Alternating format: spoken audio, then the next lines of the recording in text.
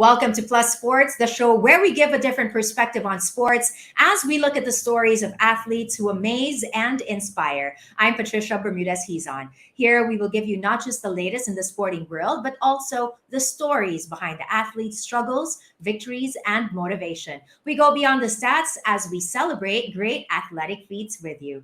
The world's greatest athletes continue to compete at the highest levels of sport at the Tokyo Olympics, which is now on day 15. So here is our take on Tokyo.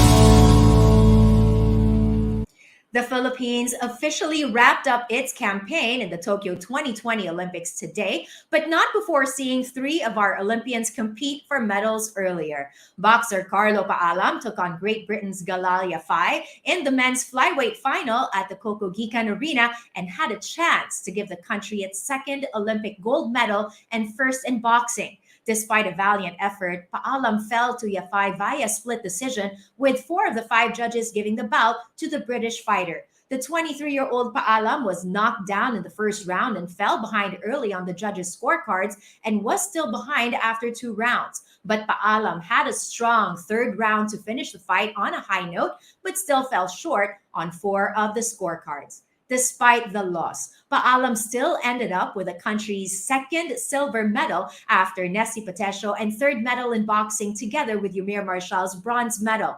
After Paalam's fight, the Philippines finishes its Tokyo Olympics campaign with 1 gold courtesy of Heidelin Diaz, 2 silvers from Patesio and Paalam, and a bronze won by Marshall. Even though he ended up with a silver medal, Paalam's medal still shines like gold for us Filipinos as he did the country proud on that Olympic stage. Kaya mabuhay ka, Carlo. And now, to help break down that Paalam bout for us and share insights, we have veteran sports writer and boxing analyst, Attorney Ed Tolentino. Welcome to Plus Sports, Attorney Ed. We're so happy to have you here. Good afternoon, Patricia. It's great to be here in Plus Sports. Thank you. Going into that gold medal bout, what do you think would have been key for Paalam to win over Galal Yafai? Well, the number one key factor would have been, number one, his footwork. Because before this fight, Paalam was exhibiting great lateral movements. He was very quick on his feet. He was quick to move against an onrushing opponent. Second, we were looking for the timing, the fast hands. Paalam had fast hands and great timing. He is able to counter his opponent with good counter shots. And then third, we were looking for the blistering speed. The blistering speed of Carlo Paalam. These were the 3 factors which we thought were going to carry him past Galal Yafai of Great Britain. Well, nicely put, but let's talk about the fight itself and what transpired, particularly in that first round, where it was close, but that knockdown ended up being the difference maker. Well, yes, you're right. That knockdown spelled the difference. Now, Paalam actually got off to a good start. As expected, Yafai came rushing from his corner. Yafai is a pressure fighter. His style is like bully boxing. He's going to try to press you along the ropes and then bombard you with body shots. The way I saw it, there were several body shots landed by Yafai in the early minutes of round number 1. People were focusing on the headshots that Yafai were throwing, but he was landing several body shots. He knew that Paalam was going to move. He knew that Paalam was going to employ lateral movements. So the best way to slow him down is to attack the body. Now, when he started attacking the body, notice he took away the legs of Paalam. Paalam was no longer moving side to side. He was moving backwards, which is a sign that the body shots were taking their toll. When he got nailed, he was in the corner. He was trapped in the corner when he got nailed by that left straight and went down. Now, to clarify, in amateur boxing, a knockdown is the equivalent of a good, clean punch. Unlike in professional boxing where you get a decisive edge in the scorecards. In fact, the first round was scored only 10-9. Paalam was still in a position to win that round had he totally dominated it. But the judges, they saw the knockdown, they might have been impressed, and they thought, okay, let's give it to the British fighter. Now, what happened now thereafter? Paalam was forced to abandon his plans. The idea was to move and punch and counter no more. He was forced to abandon the plan because there are only 2 rounds left. Amateur boxing is very short. Yes. So he decided to attack, attack, attack, forget the fight plan, attack. But of course, he fell prey to the wishes of Yafai because that's what Yafai want, for you to come close to me so we can slug it out and I can outmuscle you because I'm the bigger fighter. Well, obviously, you also know the life of Paalam really well, from the hardships him and his family experienced to being discovered at a young age and being under the wings of Coach Elmer Pamisa and all the sacrifices that got him on that Olympic podium. More than the technical skills, what do you think makes Carlo truly a special and remarkable boxer? The hunger. The hunger is just insatiable for this guy. He really wanted to win. In fact, down to the last round against Yafai, he Yes. was still swinging for the fence. He was still hoping that I can get that win. This young man, when he was, a scavenger, he used to box in exchange for a cola drink. That's how tough times were for Paalam. But he was able to weather the storm. He was not favored to medal in the Olympics because in this division, the best fighter was Shakobedin Zoirov of Mhm. Uzbekistan. And Paalam faced him early in the preliminaries. Many thought, oh, he's not going to survive this guy, Uzbekistan. He's the defending champion in this weight class. But Paalam defeated him. He was not intimidated by the resume of the Uzbekistan fighter. So it was really a great performance by Paalam, notwithstanding the loss to Yafai in this championship round. He's only 23 years old. The Yes. future remains in front of him. And what makes him special? The skills are there. The skills are there. You just have to, improve on the skills. The basics are there. He knows the foundation of boxing. He knows how to jab well, how to move well, how to put his punches together. So this young man at 23 is already well versed in the fundamentals of boxing. It's only a matter of adding seasoning, and experience will give him that seasoning, in my opinion. Now, I'm sure you also see Paris Olympics in his future.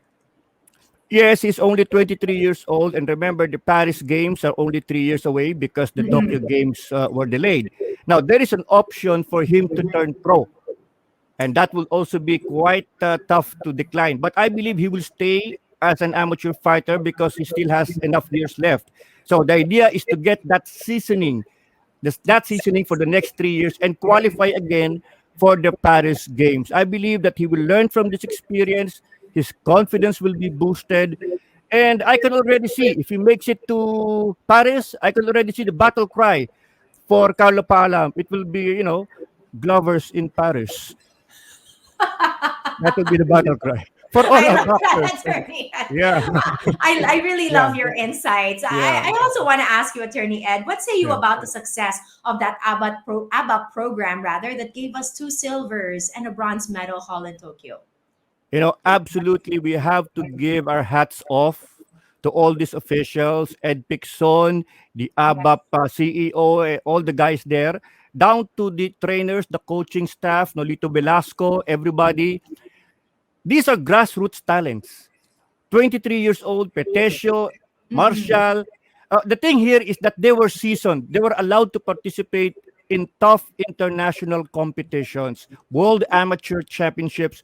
They were invested with the right amount of coaching staff and they were fed to tough international tournaments.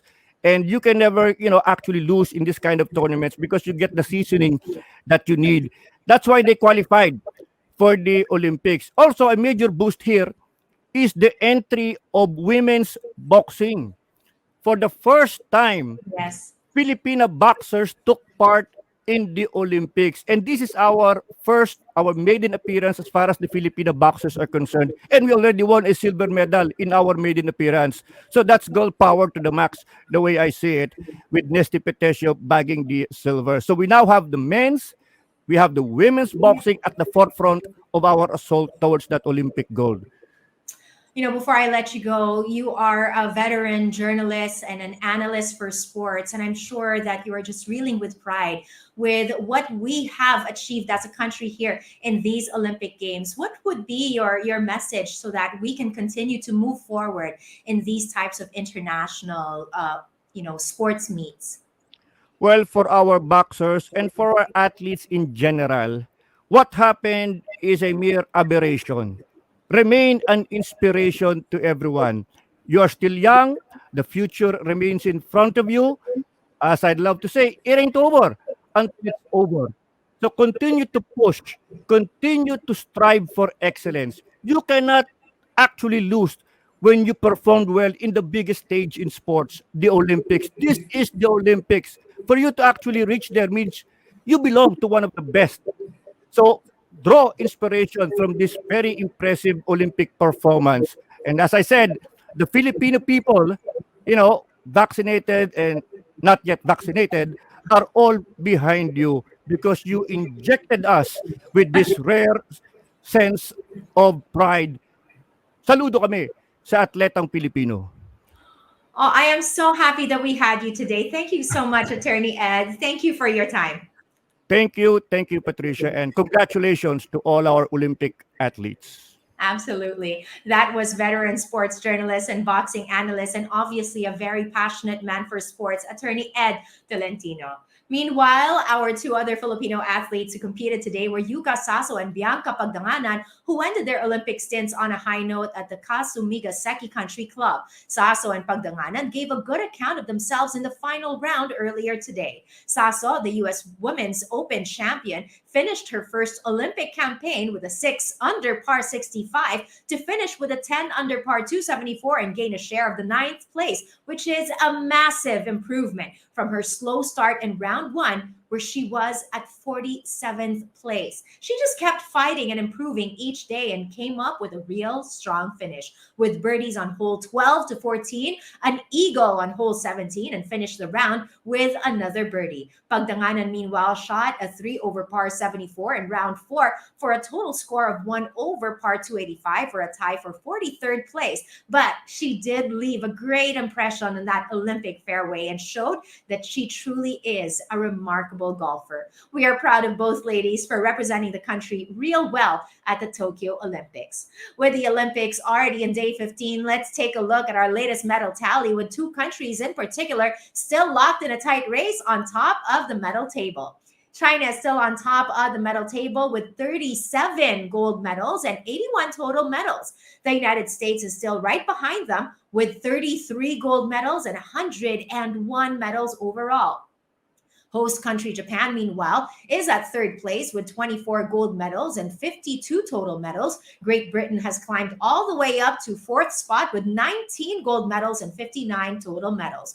The Russian Olympic Committee, meanwhile, slips to the fifth spot with 17 golds and 63 medals in total. Australia, Germany, Italy, the Netherlands, and France complete the top 10 medalists in the Tokyo Olympics, while the Philippines moves up to the 45th spot with 1 gold from Heidelin Diaz, 2 silvers from Nesty Patecio and Carlo Paalam, and 1 bronze from Yumir Marshall in the country's best showing at the Olympics. So congratulations to all of our athletes. And that is our take on Tokyo.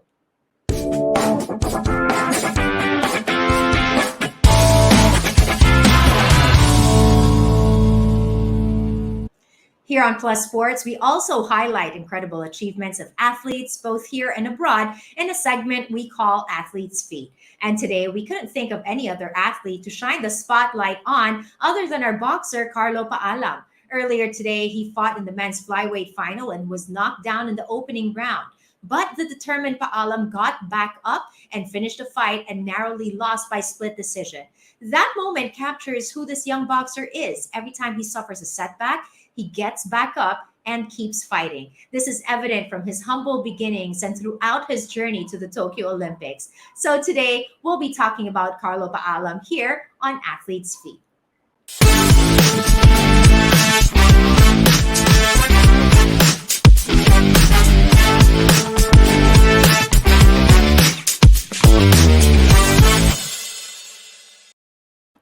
Paalam Paalam was born in Bukidnon but grew up in Cagayan de Oro. To make ends meet, he had to work as a scavenger at a landfill in the city. His skills inside the ring first became evident when he joined local tournaments in Cagayan de Oro, and he would use the winnings from these fights to give money to his parents and siblings and provide for his family. But soon, his boxing skills caught the eye of local officials who placed him under a formal training program to hone his skills. This is when Paalam started competing and representing the Philippines in international tournaments in the amateur ranks and winning medals and trophies for the country. He was selected to compete in the 2017 Southeast Asian Games in Malaysia, but did not win a medal.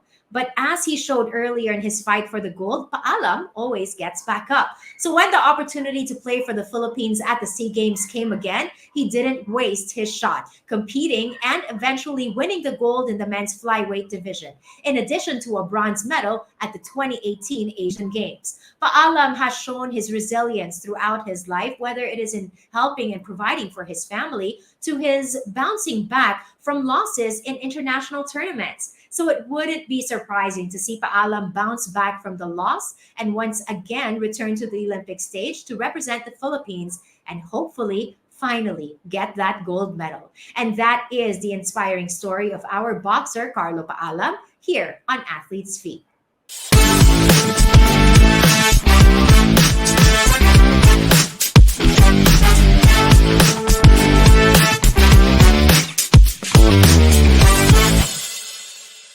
Still in the Olympics, many of the athletes who competed at the Tokyo Olympics are focused on their event and being the best at their sport. But there are other athletes who have previously competed at the Olympics in the past, and with their legacy secured, they are already thinking about using their platform to impact and inspire others. This is exactly the story of Jamaican track and field sprinter Shelly-Ann Fraser-Pryce, and we will talk about her life, and the legacy that she has here on Women in Sports.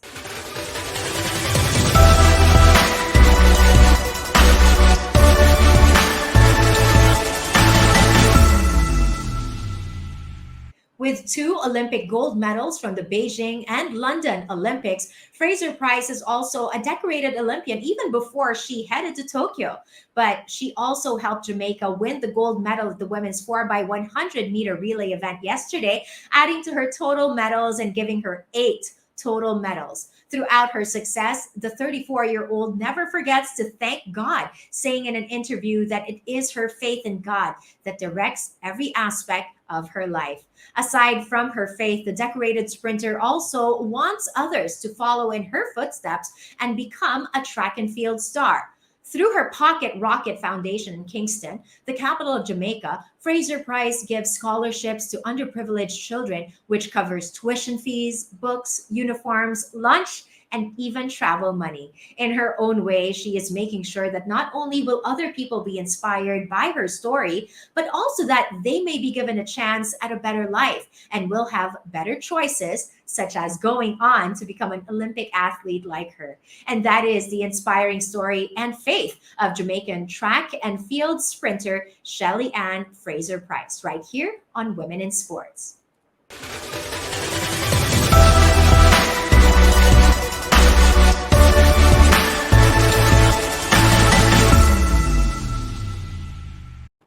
Let's go to men's basketball. While the NBA is in its off-season and free agency is starting to slow down, the Olympic men's basketball tournament finally concluded today in Tokyo, with one country reasserting its dominance in the sport. Here's everything you need to know about basketball on Inbound.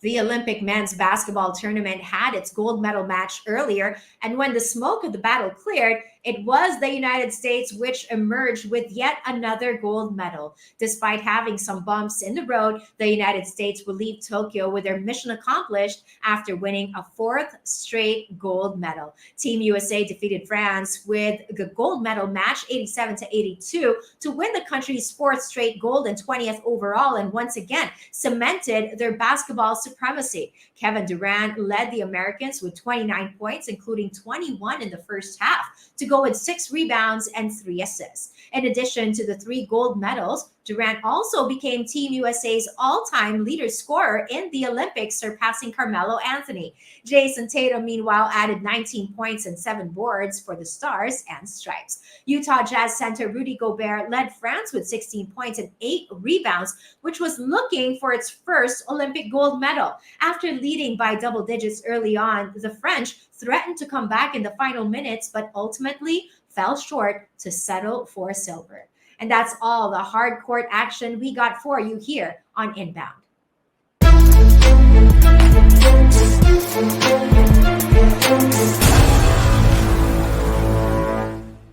Still in the Olympics, the Games in Tokyo are close to wrapping up and is now on its 15th day, with Yuka, Sasso, Bianca, Pagdanganan, and Carlo Paalam ending their Olympic stints. That officially concludes the most successful showing for the Philippines at a single Olympics. From just a single silver medal at the Rio Olympics 5 years ago, courtesy of Heidelin Diaz, the Philippine delegation will take home 4 medals from Tokyo, 1 gold, 2 silvers, and 1 bronze medal. And it just shows how far our country's sports program has come. And with our first-time Olympians already competing at the highest level of their sports, they can only get better and move up from here. Some of them are already looking ahead to the Paris Olympics in 2024, and we can't wait to see and support them there. For more sports stories here and abroad that not just inform but also inspire, catch Plus Sports every day on Plus Network. That's it for us here. I'm Patricia Bermudez-Hizon. Thanks so much for watching.